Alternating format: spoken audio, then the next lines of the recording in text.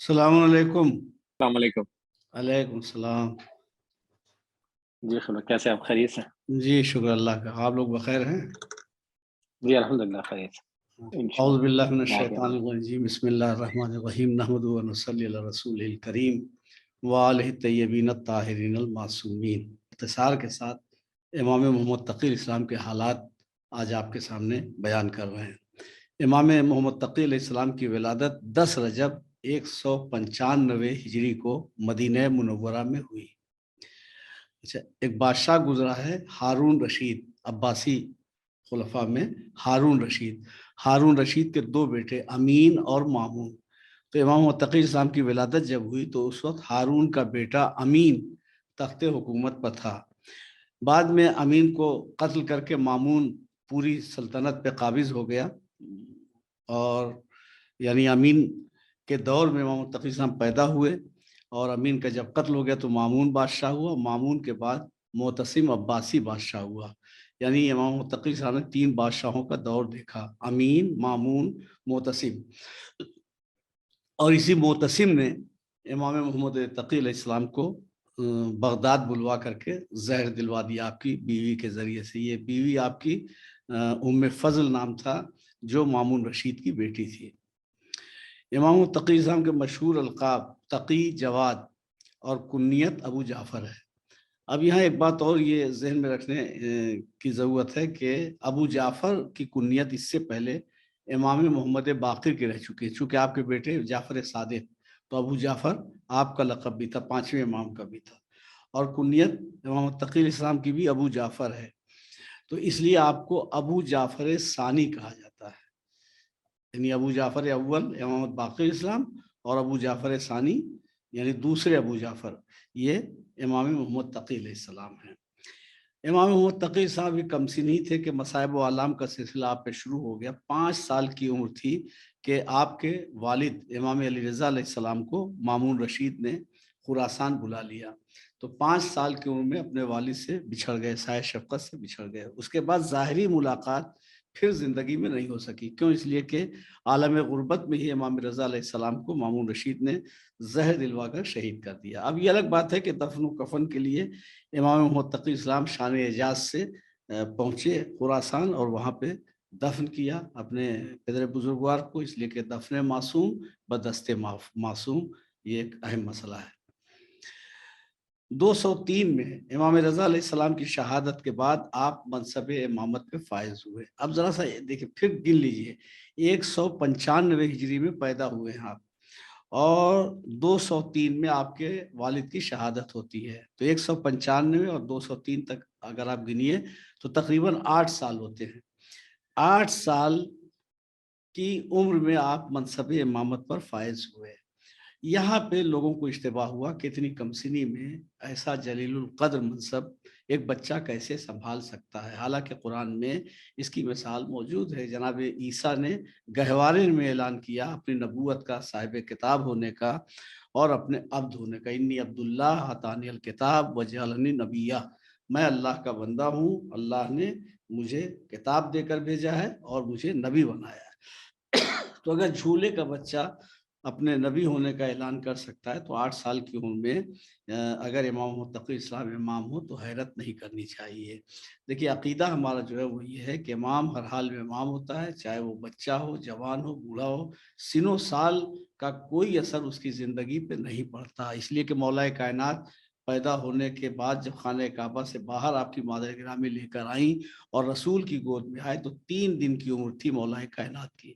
3 دن کی عمر میں توریت کی، زبور کی، انجیل کی، قرآن کی تلاوت کر کے مولا نے بتایا کہ ہم سن و سال کے محتاج نہیں ہوتے، تمام علوم و فنون کے ذخیرے، معلومات کے ذخیرے سب خدا کی بارگاہ سے لے کر کے آتے ہیں، یہاں آ کر ہمیں کچھ حاصل کرنے کی ضرورت نہیں ہوتی۔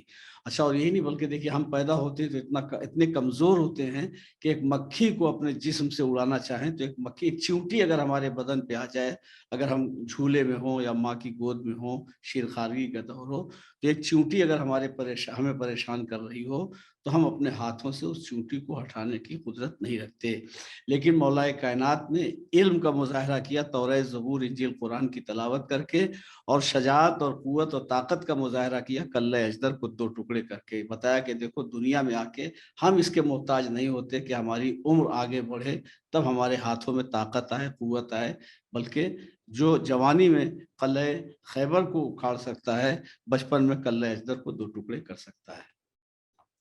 تو امام محمد تقی اسلام کو اس کمسنی میں کچھ لوگ امام ماننے کے لیے تیار نہیں تھے، اور انہوں نے پھر آپس میں یہ طے کیا کہ ان سے سوالات پوچھے جائیں، دیکھیں ان کے علم کا اندازہ لگائیں۔ تو دیکھیں ایک بات طے ہو گئی کہ دشمن بھی کبھی کبھی خیر کا سبب ہوتا ہے اگر اللہ چاہے۔ تو ان لوگوں نے امتحان لیا میرے مولا کا کہ دیکھیں اگر 8 سال کے ہیں، اگر منصب امامت کے اہل ہیں تو سوال کا جواب دیں گے۔ اس کا مطلب ان کی نظر میں بھی لاشعوری طور پر امام کا عالم ہونا ضروری ہے، ایسا عالم کہ جو ہر سوال کا جواب دے سکے۔ یہ گویا ان کے لاشعور میں بات بیٹھی ہوئی، جس طریقے سے فرعون نے حضرت موسیٰ کے لیے یہ کہا تھا کہ اگر یہ نبی ہوں گے تو آگ کی طرف ہاتھ نہیں بڑھائیں گے بلکہ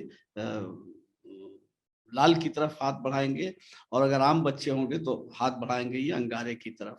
تو وہ مصلحت خدا تھی کہ موسیٰ تو ہاتھ بڑھانا چاہتے تھے لال کی طرف، لیکن بہرحال فرشتہ نازل ہوا اور ہاتھ کو آگ کی طرف بڑھایا تاکہ فرعون نہ سمجھ سکے کہ یہ اللہ کے نبی ہیں۔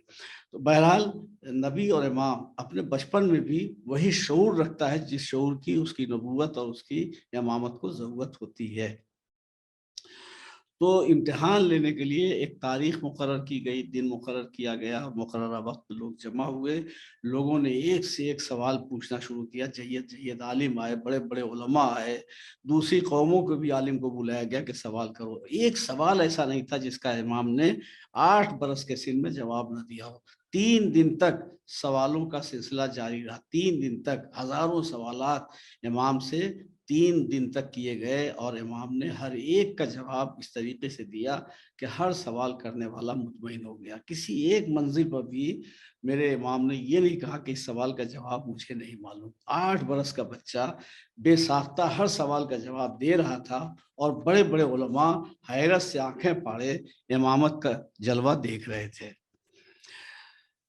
امام محمد تقی اسلام اپنے آبا و اجداد کی طرح علم، عبادت اور اخلاق کی دنیا میں بہترین نمونہ تھے۔ جس طریقے سے رسول اکرم صلی اللہ علیہ وسلم کی زندگی بہترین نمونہ عمل ہے عالم بشریت کے لیے، ویسے ہی آپ کے بعد، رسول کے بعد جو رسول کے 12 جانشین ہیں، ان تمام 12 جانشینوں کی زندگی اپنے اپنے دور میں اپنے دور کے لوگوں کے لیے، اور پھر ہمیشہ کے لیے قیامت تک کے لیے ان کی سیرت، ان کا کیریکٹر، ان کا کردار بہترین نمونہ عمل ہے۔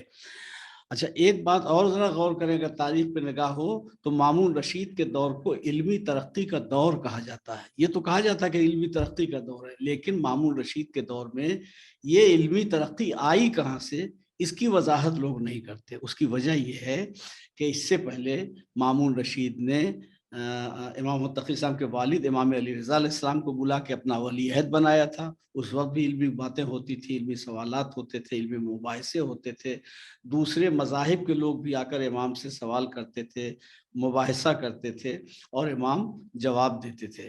تو یہ امام رضا علیہ السلام اور اس کے بعد پھر امام محمد تقی علیہ السلام کو اسی مامون رشید نے بلایا دربار میں۔ اب یہاں بھی دربار میں علمی گفتگو ہوتی رہی۔ تو یہ امام رضا علیہ السلام اور امام محمد تقی علیہ السلام سے جو سوالات مسلسل پوچھے جاتے رہے اور آپ علمی سوالوں کے علمی جواب دیتے جاتے رہے، تو اس سے لوگ اصلی دین بھی سمجھنے لگے، حقیقی دین بھی سمجھنے لگے، اور علم کو بھی بہت وسعت حاصل ہوئی۔ اور یہی وجہ ہے کہ مامون رشید کے دور کو علمی ترقی کا دور، علامہ شبلی نے بھی مامون رشید کے دور کی بہت تعریف کی ہے المامون کتاب لکھ کر کے، لیکن اس کی طرف توجہ نہیں دلائی لوگوں کی کہ عباسی خلیفہ کے دربار میں یہ جو علمی روشنی ہے یہ آئی کہاں سے۔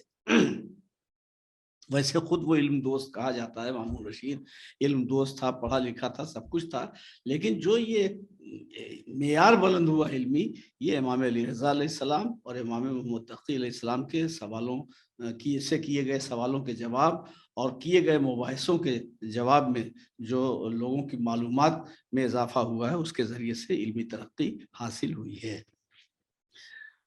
आपने दरबार शाही में बेशुमार इल्मी मबाहिस किए। मामून का जो चीफ जस्टिस था काज़िल कुज़्ज़ात यहिया इब्ने अक्सम, ये अपने आप को बहुत बड़ा आलिम समझता था और एक एक मसला चुन चुन के लाता था। 8 बरस के बच्चे को समझता था कि तो 8 बरस के बच्चे हैं, जवाब क्या देंगे, लेकिन इमाम ऐसा जवाब देते थे कि वो बिल्कुल खामोश हो जाता था। एक उसका बहुत मशहूर वाक़या है यहिया इब्ने अक्सम का, जो आगे हो सकता है कि वो मुबाहिसा आपके सामने आया। एक सवाल किया था आपने जानते हुए यहिया इब्न अक्सम ने कि ये बच्चा है, ये ज़्यादा से ज़्यादा वज़ू, तयम्मुम और नमाज के मसाइल बता सकेंगे, ये हज और हालत एहराम वगैरह में क्या फरीज़ा है एक हाजी का, ये उन मसाइल को कहाँ बता सकेंगे। तो एक सवाल किया उसी से मुतल्लिक़, इमाम ने उसमें इतनी शाखें निकाली कि खुद ये पागल सा हो गया और हैरत और सकते के आलम में कहता कि अब आप ही इसका जवाब दीजिए। तो इमाम ने उसका भी जवाब दिया और फिर खुद एक सवाल किया, उसका भी जवाब यही है, इब्न अक्सम न दे सका और आखिर में इमाम ने अपने किए गए सवाल का जवाब भी खुद ही हल किया। तो ये सब जो मुबाहिसे, मुनाज़रे, तज़किरे, गुफ्तगू, सवाल जवाब का सिलसिला था, इसके ज़रिए से इल्मी तरक्की काफ़ी हुई। इन मबाहिस से इमाम तक़ी अलैहिस्सलाम के इल्म का चर्चा दूर दूर तक होने लगा। देखिए, एक बुजुर्ग आलिम मजलिस पढ़ते हैं, लोग उन्हें भी हैरत से देखते हैं, तारीफ करते हैं, कहते हैं सुभान अल्लाह, बहुत अच्छी मजलिस पढ़ी। एक जवान ने मजलिस पढ़ी, लोग कहते हैं सुभान अल्लाह। लेकिन अगर एक 8 बरस का बच्चा और मजलिस शानदार पढ़ता है तो फिर उसके बाद बहुत तेजी से शोरा हो जाता है, अरे साहब 8 बरस का बच्चा और इतनी शानदार मजलिस पढ़ी, क्या कहना। वही मजलिस एक बूढ़े ने पढ़ी होती तो ये चर्चा इतनी तेजी से न होता। इमाम 8 बरस की उम्र में इस तरीके से इल्म के मोती लुटा रहे थे, इल्म के दरिया बहा रहे थे कि आपके इल्म का चर्चा बस समझिए बहुत तेजी से हर तरफ फैल गया और लोग सही इस्लाम से आशना होने लगे। उसके बाद एक वक्त आया जबकि बगदाद से मदीना खुद मामून रशीद ने इमाम को भेजा, इसलिए कि इमाम के साथ जो आगे चल कर के अभी हम बताएंगे कि बगदाद से मदीना क्यों गए इमाम। तो बगदाद से जब आप मदीना तशरीफ लाए तो वहाँ भी आपने इस्लाम की नशो इशाअत और सबक पढ़ाने का और तालीम देने का सिलसिला मस्जिद नबवी में जारी रखा और लोग आपसे उलूम व फ़नून की तालीम हासिल करने लगे। तहसील इल्म करने के लिए आने वालों की आप बहुत खातिर तवाज़ु करते थे। इमाम ने बताया कि जो दीन की तालीम हासिल करता है उसकी इज़्ज़त करनी चाहिए, उसका एहतराम करना चाहिए। इमाम वक़्त होने के बावजूद जो दीन की तालीम हासिल करने आते थे, उनकी बहुत इज़्ज़त करते थे, खातिर मदारात करते थे, खिदमत करते थे।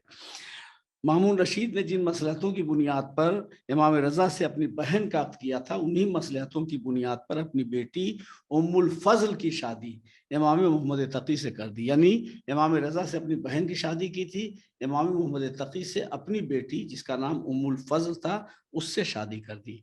अब ये आप देखिए कि रसूल से लेकर के और इमाम तक आप देख लें कि लोगों ने मसलहत की बुनियाद पर अपनी बेटियों की शादियाँ की हैं मासूम रहबरों से, ताकि इनसे कोई औलाद हो जाए तो जो 12 बता के गए नबी, उस 12 से गाड़ी को हटाया जा सके।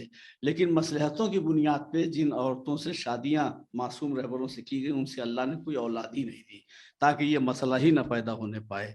चुनांचे इमाम रज़ा अलैहिस्सलाम की शादी जो तो मामून रशीद की बहन से हुई, तो उससे भी कोई औलाद नहीं हुई और उम्मुल फ़ज़ल से जो मामून रशीद ने अपनी बेटी की शादी की, उससे भी कोई औलाद नहीं हुई। बेहद सादगी से आप ज़िंदगी बसर करते थे। शाही दामाद होने के बावजूद आपने महल में रहना पसंद नहीं किया और एक सादा मकान में क़याम किया। ये कह देना तो बहुत आसान है, लेकिन जो बीवी है इमाम की, वो बादशाह वक़्त की बेटी है, तो अपने घर में वो शाही दौर देख चुकी है, शाही माहौल देख चुकी है। अब एक सादा मकान में इमाम की दीदार ज़िंदगी का सामना वो कर नहीं पा रही है। नतीजा ये है कि अपने दुःख, दर्द और परेशानी, अब हर औरत खदीजा तो हो नहीं सकती है, तो अपने दुःख, दर्द और परेशानी की शिकायत अपने बाप मामून तक पहुँचाती थी। लेकिन मामून रशीद उसकी शिकायतों पे तवज्जो नहीं देता था, इसलिए कि वो जानता था कि इमाम मोहम्मद तक़ी का अखलाक क्या है और अपनी बेटी को भी पहचान جانتا تھا کہ اس کی حیثیت کیا ہے۔ حالانکہ امام کی کمسنی کے سبب مامون نے سمجھا تھا کہ انہیں اپنے مزاج میں ڈھال لیں گے اور خاطر مدارات کر کے بیٹی کے ساتھ شادی کر کے شاہی محل میں ایک عزت و اکرام کا مظاہرہ کر کے ہم انہیں اپنے سانچے میں ڈال لیں گے، اور اس طریقے سے ان کا جو ایک خاندانی روحانی سلسلہ ہے وہ ختم ہو جائے گا۔ لیکن امام بہرحال امام ہوتا ہے اور کوئی فتنہ اس کے سامنے کام نہیں آتا۔ شاہی گھرانے کی پلی ہوئی بیٹی ام الفضل امام تقی اسلام کی دینی اور مذہبی زندگی کو برداشت نہ کر سکی، وہ شکایت کرتی رہی، یہاں تک کہ اس کی شکایت، ہم نے کہا تھا کہ آگے چل کے بتائیں گے کہ بغداد سے کیوں مدینہ گئے۔ بیٹی کی شکایت سے، دن کی شکایت سے عاجز آ کر مامون رشید نے امام سے کہا کہ آپ اس کو لے کر کے مدینے چلے جائیں، تاکہ نہ یہ قریب رہے نہ مسلسل ہمارے پاس شکایتیں پہنچائے۔ تو اس طریقے سے مدینہ بھیج دیا مامون رشید نے۔ مدینے پہنچ کر کے بھی خط کے ذریعے سے بیٹی نے اپنے شوہر کی شکایتوں کا سلسلہ جاری رکھا، مگر مامون نے کوئی توجہ نہیں دی، یہاں تک کہ مامون کا انتقال ہو گیا اور اس کے بعد معتصم تخت خلافت پر بیٹھا۔ اب ام الفضل نے معتصم کو بھی خط لکھا، اور معتصم تو امام کو قتل کرنے کا بہانہ تلاش کر رہا تھا، انہی خطوط کو بہانہ بنایا اور بیوی سے کہا کہ بغداد لے کر کے چلی آؤ۔ امام کو معتصم نے بغداد طلب کیا۔ امام ام الفضل یعنی اپنی بیوی کے ساتھ بغداد آئے، اور کچھ دنوں کے بعد آپ کی بیوی محمد تقی اسلام کی یہی بیوی جو مامون رشید کی بیٹی تھی، اسی نے امام محمد تقی علیہ السلام کو زہر دیا۔ زہر دینے والا تو معتصم عباسی تھا، مگر ذریعہ ام الفضل، جیسے امام حسن علیہ السلام کا زہر دینے کا ذریعہ جودہ بنت اشعث بنی تھی۔ زہر کے جسم میں پہنچتے ہی امام کی حالت غیر ہو گئی۔ 29 ذیقعدہ 220 ہجری کو صرف 25 سال کی عمر میں امام محمد تقی اسلام کی شہادت ہو گئی۔ ائمہ معصومین کی فہرست میں سب سے کم عمر، یہ ظاہری عمر جو ہے سب سے کم عمر امام محمد تقی علیہ السلام کی ہے، صرف 25 سال کی زندگی آپ کو ملی ہے۔ اگر چہاردہ معصومین میں دیکھیں تو جناب سیدہ کو چھوڑ کر بقیہ 13 معصومین میں آپ سے کم عمر کسی کی نہیں رہی ہے۔ جناب سیدہ کی عمر 18 سال ہے۔ امام علی نقی علیہ السلام نے اپنے والد ماجد کو غسل و کفن دیا، نماز جنازہ پڑھائی اور دفن کیا۔ آپ کا روضہ مبارک کاظمین میں ہے، جہاں آپ اپنے دادا امام موسیٰ کاظم کے پہلو میں دفن ہیں۔ یہ ہم نے ایک مختصر سوانح حیات امام موسیٰ محمد تقی اسلام کی آپ کی خدمت میں پیش کر دی۔ اگرچہ یہ کئی سبق میں اتنی باتیں آپ کے سامنے پیش کی جاتی، مگر اختصار کے ساتھ ہم نے بیان کر دیا۔ مختصر یہ ہے کہ 5 سال کی عمر تھی کہ جب آپ کے والد کو مدینے سے بلا لیا گیا اور اپنے والد سے بچھڑ گیا آپ۔ اس کے بعد آپ خراسان میں امام رضا کو زہر دیا گیا، اور ظاہری ملاقات امام تقی اسلام کی اپنے بابا سے نہیں ہو سکی۔ اب یہ الگ بات ہے کہ بشان اعجاز تجہیز و تکفین کے لیے امام تشریف لے گئے۔ اس کے بعد امام تقی اسلام کے ساتھ مامون رشید نے اپنی بیٹی ام فضل کی شادی کر دی۔ ام فضل امام کی دیدار زندگی کو برداشت نہ کر سکی، ظاہر ہے کہ شاہی محل میں پلی ہوئی تھی، سادگی کے ساتھ زندگی کیسے بسر کرتی، باپ سے شکایتیں کرتی رہی، لیکن باپ نے کوئی توجہ نہیں دی، اور اس نے بغداد سے پھر مدینے بھیج دیا بیٹی اور داماد کو۔ اور پھر جب وہ مر گیا تو معتصم بادشاہ ہوا۔ معتصم کے پاس جب خط پہنچا تو وہ قتل کرنے کے لیے، امام کو قتل کرنے کے لیے فکر کر رہا تھا۔ یہ بہانہ اسے مل گیا، بغداد بلوایا امام کو، اور امام کی زوجہ کے ذریعے سے ہی امام کو زہر دلوا دیا۔ کاظمین میں آپ دفن ہیں امام موسیٰ کاظم علیہ السلام کے پہلو میں۔ چلیے، خدا حافظ، فی امان اللہ۔